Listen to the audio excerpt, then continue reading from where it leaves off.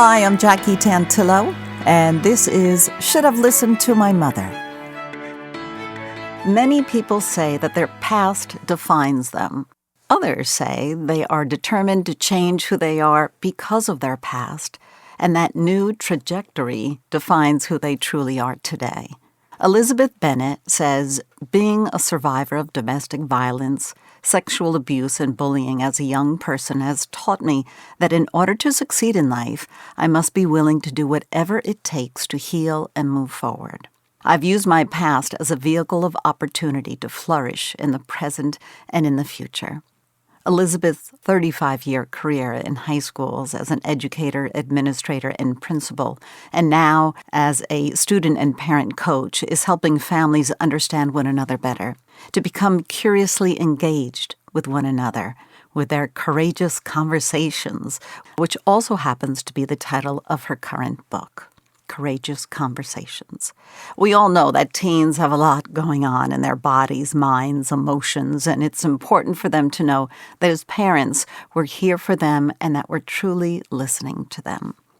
Elizabeth is also thankful for her parents who handed down a fiery attitude and a heart-centered desire to empower people and help them transform so that they can live the life that they desire.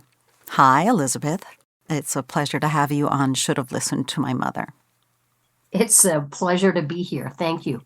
We begin the show by getting to know your mom a little bit, and then we'll talk about your book and your career working with children in schools. But I would like to begin with how you referred to your mom or your mom's name. My mother's name is Marie. Actually, it's Christine Marie, but she always went by Marie. And is your mom still with us? Yes, yeah. And in a word or two, can you tell us a gift that she has given you? Wow. I've got so many more words than two. Please expound. I think really it's been about courage and persistence. And is that based on her past, her childhood experiences, or that's just who she is? You know what? For me, most of it, because at the time where I came into this world and growing up, parents often kept their information to themselves. It was a very secretive kind of time. And so with that, it was really hard to know what it was really like for her. And it's interesting to, be able to sometimes have those conversations now. But I think the persistence piece and the courage came from what it was like to be in our family when I was growing up. And you're talking about you, your parents, and siblings, yes. Perhaps. Okay. Yeah. Where was your mom born and raised? Actually, it's a mixed kind of place because she was actually born in Canada, but she was raised in Scotland and then came back here as a young person and just stayed. And then she met my dad here, and he was also from Scotland, which was interesting. And then they had me. And you're an only child. I am. Yep. Okay. So what was it about your parents, as you said, a fiery attitude and a heart-centered desire to empower people? What did your mom learn or experience that she felt it was important for you to be exposed to and understand? Oh, I think lots of it was about really some of the dysfunction that was happening.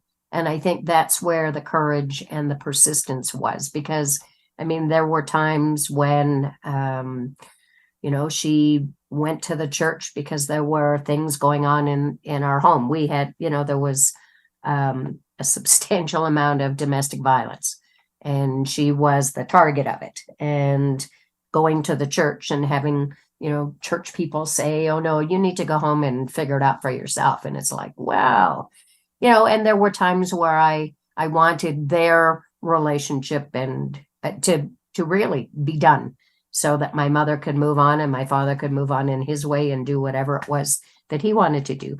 And they celebrated their 60th wedding anniversary a couple of years ago. Wow. So And she just stuck it out. unfortunately after that, yeah, she's still around. I lost my dad in 2017.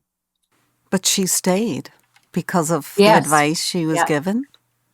Yeah. Well, at that particular time, and like I had mentioned, things were secretive, and it's also what I talk about in my book too. But we can talk about that later. But the whole idea that if things were going on in your home, you had to keep them secret. You couldn't say anything to others. And I think in that particular case, my mother felt very alone. So, the courage to stay with it, the persistence to try and keep a calm home because I would battle with my father quite regularly, not physically but just battle in words and attitude, and maybe that's where my persistence and my courage and my tenacity comes from because I just pushed against that all the time. Yeah. And so I think with that, that combination helped me to see that there is purpose and there's drive and there's stick with itness, right? Because that's what she did. Wow. So was that vocal part of you, the banter back and forth between your dad, was that partially in protection? You were trying to protect your mom too by Yes, being strong. absolutely. Yeah. Did you ever talk with your mom about it, about a plan, or you have to get out of this relationship, mom, or? No, because when it started, it was really very early in my life. And her mother came from Scotland to live with us, and my aunt, my mother's sister. And so, they were also trying to negotiate what that needed to look like because there was also alcoholism involved and it made for a real struggle. So oftentimes I would go to my next mother, who was my grandmother. I would go to her home and I would, learn more about how to live in life and how to do good things and how to stay safe and, and try the best I could to keep my nose clean. And, my grandmother and my mother both said that. Keep your nose clean. And this was your maternal grandmother. Yes. Yeah. Oh, that's pretty great. So that's hard to watch, let alone Yes. her daughter and you being the daughter watch someone you love struggling. And so many people stay in abusive relationships. Yes. But you seem to have taken the good parts with you, making you who you are today, I hope. Yes. Yeah, I did my best to try and work that out. It didn't feel like the good parts at the time. It felt more like I needed to go and get on with my life and so on. But there was also still support, and then my mother would speak on behalf of my father and say, he's really proud of you, and it's like, okay, well, there always could be a different way of showing that. Yeah, that's hard for a kid to see through Yeah. all that, right? Why can't he just tell me himself if he's so proud of me? Yeah. Well, and that was part of a challenge that he had too, being able to feel comfortable and confident about speaking good things because they both came from the Depression time, and so things were very hard. He came from a family of 7 boys, and so that those were times that were rugged and based on his background and certainly my mother's at the same time because her father was also an alcoholic. So we sort of brought that forward into life, which Sure. Next generation. It happens yeah even today. generational trauma. Yeah. So did your mom, was she a homemaker? Did she work when you No, were actually, younger? she worked. I was what we now refer to as a latchkey kid. Oh, great. Yeah, because I came home after school and there were certain expectations of setting the table and putting the kettle on for her when she was, to make tea and to have, potatoes peeled and whatever else needed to be done in order to prepare for supper. Do you have any idea how old you were? Do you remember when you were this latchkey kid? My grandmother lived across a very large field area diagonally across from where my elementary school was. So I would go there for lunch, and I would often go there after school, because I would visit with her, or I would walk from my elementary school to my house. And so, there were those kinds of things. I would stay with her sometimes on weekends, or she would come and, stay at the house if my parents were doing something, or so on. So it was really from an early age. You Yeah. learned your independence. There's a lot to be said for Yeah, that. pretty much. And it's interesting that you say that, because I don't think I recognized it until recently that, hey, that was a space of being able to stand on my own, because I always felt that, I was always the third person in the best friend department, right? Yeah. So, it was, and it was hard to have those conversations with anybody, because it was a time where I was told that, children should be seen and not heard. Don't speak unless you're spoken to. Money doesn't grow on trees. Those kinds of things from that time frame. Sure. And so it was a family secret. And so we couldn't say anything or do anything. Oh, that's so hard. Yeah. Those family secrets. It definitely was part of a generational experience. And everyone can raise their children how they choose. But it's a lot for a kid to keep inside, especially with what teenagers are dealing with these days. Yeah. We'll talk more about that in a little bit. Your mom worked. What did she do? She worked in securities in a bank. Did she have a higher education, or is this something she worked her way into? No, I think she just worked her way into it. Did you go to college? No. Any education? Some with she was involved a bit of time with the Royal Military, which was sort of a cross between Canadian military and British. And, she did some of those kinds of experiences, but it was more lived experience than it was educational. Mm-hmm. Which often is a wonderful survival tool, mechanism, right? So how long did she work in securities? Most of my growing up time, she was in the bank. And then my parents there was lots of political controversy in Quebec. And so the large companies moved, and my dad's company had decided to move their head office to Ontario. And so they moved at the end of the 70s, and they moved there, and I went away to school for a while. In Canada or in the States I or went Europe? to the U.S., actually. Oh, wow. And you're how old, I'm sorry? Teenager? Oh, probably, yeah, a late teenager. Yeah. So like a boarding school? No, actually, I did. CEGEP in Montreal is like a community college type idea in the U.S. And so I did that for a couple of years. And then the chairperson of that department happened to have been a former student at a school in the U.S. And so he recommended that I go there, and I was there it was supposed to only be 2 years to finish my degree. And I ended up staying for 4 and doing my master's degree while I was there, and I taught there. And then I came back to Canada. Wow. And is this in education, your master's? Yes. Yeah. Okay. So while you were away, what was going on in the house? How was your mom dealing with all that? Well, they just managed. They simply just managed together. Probably not all the best, because even when I came home to visit, because I would do that fairly frequently, although the drive was 8 hours, but it still, it was purposeful for me to go back and visit during holidays and, be with them as often as I could. And, they came a couple of times to visit. But I knew that the majority of that time was, chaotic at best. Right. Have you talked to her about it since your dad's passed? Like why? I know we talked about the shame and you don't talk about it, and everyone said, does she have regrets? I think so. I think, and we haven't talked much about it, and it's going to be a little bit more challenging now because her health is declining. Yeah.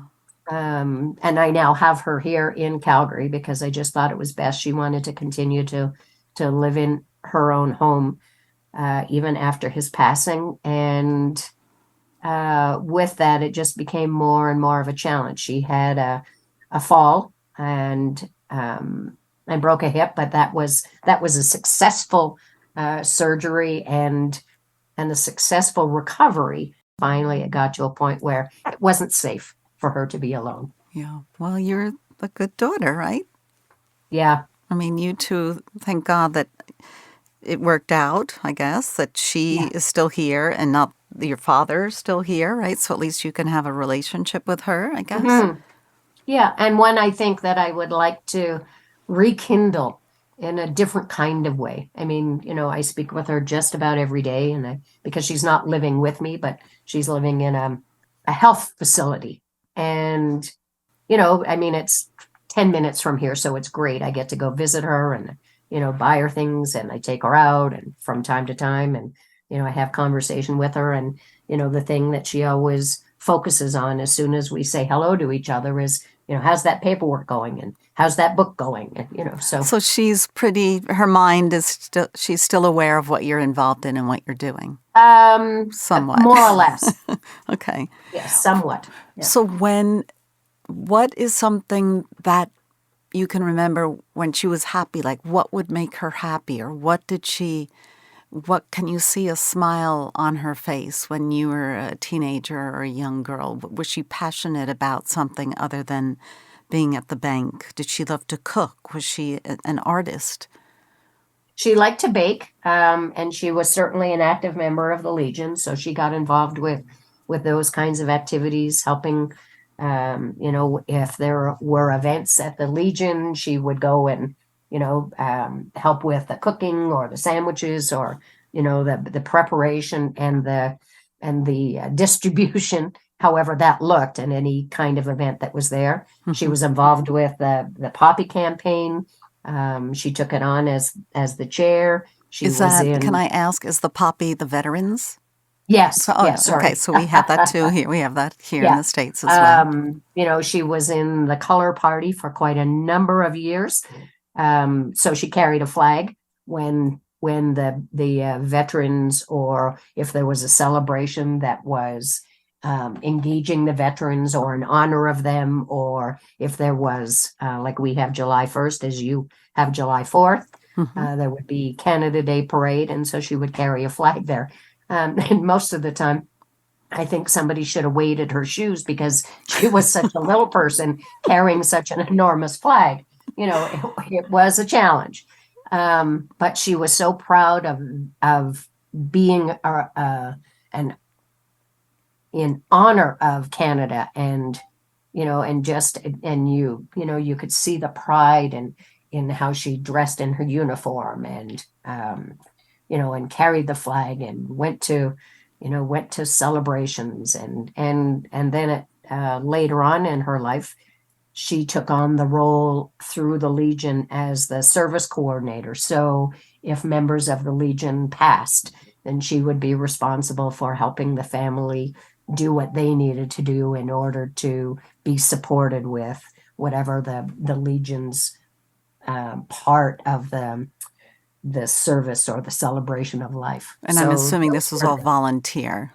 Yes. So this was from her heart. She was very giving. Yep.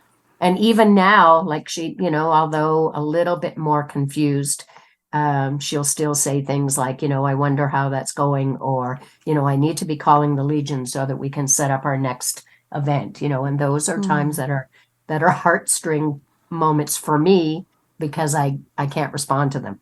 Sure. Maybe we'll do that later, or, yeah, that's a good idea, and I sort of softly and gently push it aside. Minimize the things that will confuse her as much as you want her to be engaged with what she was passionate about. Can you remember something that she just laughed, like fall out laughing? Did she have a passion for movies or singing or dancing, anything? She loved to dance, and singing. Well, she gave it her best effort. My father and I were more the singers, and I certainly, was an entertainer in some kinds of ways. So, she came to events, and she enjoyed whatever it was I was doing. And, she too was very proud and did it and said it in her own kinds of ways as well. Sure. So she was very supportive of everything Oh, that yeah. did she see this trajectory of yours being, oh, and by the way, what did you win? What's your award that you won? Or have you won many awards for your work? Well, my award was for, I guess we have a focus. I came from a Catholic background, and the school district I worked for was Calgary Catholic. And so I won a Shepherd Leadership Award for my leadership in education. She must be very proud of you. Yes. Yep. So now you are working with kids and parents as a coach, helping the old communication Yep. side of parenting. Yeah. So I just recently transitioned from my space as being a school principal.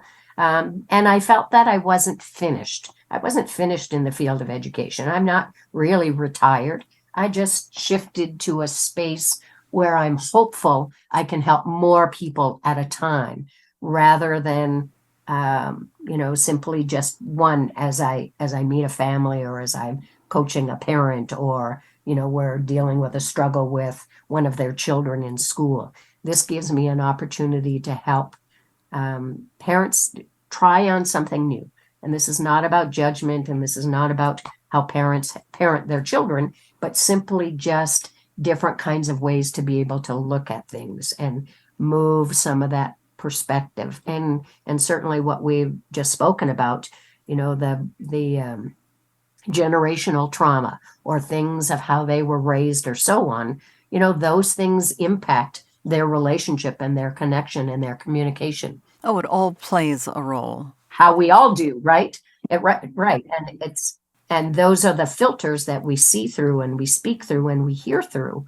And so giving them an opportunity to see how that sometimes impacts other people in their communication.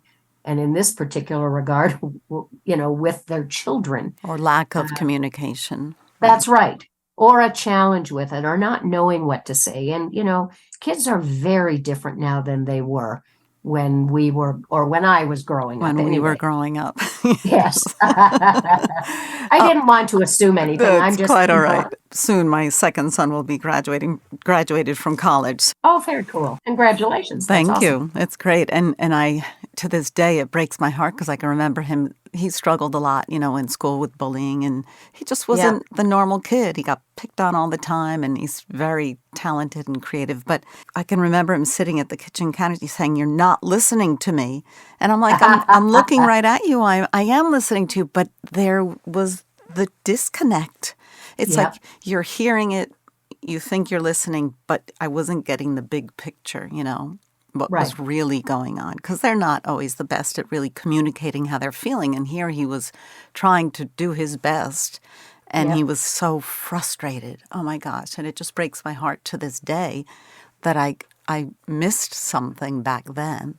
But we have to keep trying, right? You have to keep working at it. I mean, my dad and mom, there were 7 of us, and they overcame a lot. I mean, my dad was born in 1913. He was in World War II with Patton, and he overcame so much. And you always bring your past with you, but it depends on how much you let that either guide you or influence you or get in your way. Yes. Yeah. And it's really important. You mentioned about parents having a new perspective, and I love the part about the curiously engaged, as well as the name of your book, The Courageous Conversations, because that can make it or break it for anyone's child. Yep. It is way more worthwhile for a parent to continue the conversation outside of school, whether the child gets called into, guidance counselor or principal's office because they behaved one way or another. We went to family counseling, and it really helped. And we eventually figured out who was the best partners or system to who's going to go with either one of our sons. And it's a process, you learn new things and you change and you establish who's going to spend more time, what parent is going to spend more time with the older son or the younger son. And it really changed my son's life. It changed all of our lives. I'm really, really glad that we did it.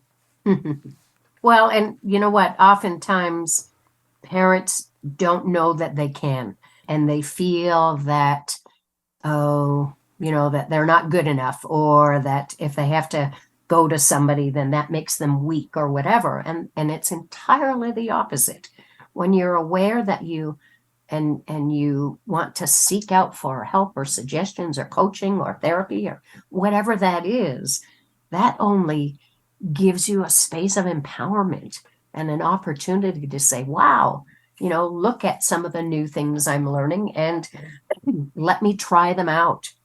And, nothing is an overnight thing, as we all know. This is not a magic bullet, although in part of my life, I wanted to be the person that was going to have the ultimate answer for bullying. And then I recognized along my journey with kids and parents and so on, that it really is about community. And it is the same way with parenting, that you don't have to do it by yourself. That's very true. You don't have to do it by yourself, and you don't have to be ashamed if you go for Nope. help. I mean, we're so lucky that that's part of our conversation these days, because it's been hidden and a secret for so long, and that's just, we got to forget all that, because especially now, kids are struggling, and there's documentation to prove that.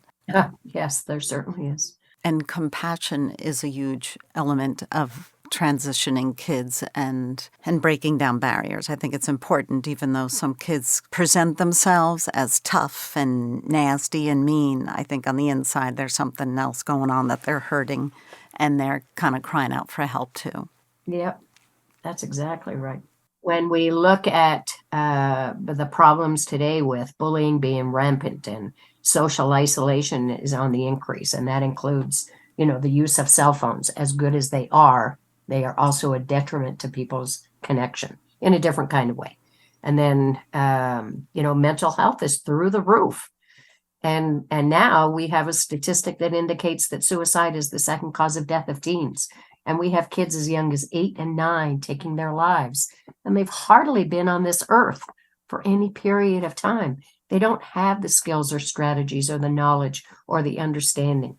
And we know about, more work that we've discovered over the years with the development of the brain and how that works. It's our brain development is not tied with our age, which we all thought it was. You should know better, because that's typically a statement that a parent might make. What's the matter with you? You're in grade 7. How come you're acting like a kid in grade 1? Well, the brain development is a longer process than the age. So we're finding out more now about the whole idea that, that the frontal lobe and the space of executive functioning and making good decisions and, doing good things doesn't completely develop it until you're in your 20s. And it's like, oh, and wow, then some who for knew? some people. Yes, and then some. You're right. Because even when we look at adults, sometimes it's like, what were you thinking? Yeah, what happened to your frontal lobe? Oh my gosh. Elizabeth, Yeah. I'm really, really glad that we got to talk, and I could talk to you forever. So maybe we will have you come back and we'll do another episode. But it's been an absolute pleasure. Elizabeth Bennett, my guest. Her book is called Courageous Conversations, and I would suggest that we all take a look at this book, because there's a lot to learn, whether it's for our children or just our children's children. It just can only open your mind and help. Thanks so much, Jackie. We will be back next week with another episode of Should Have Listened to My Mother.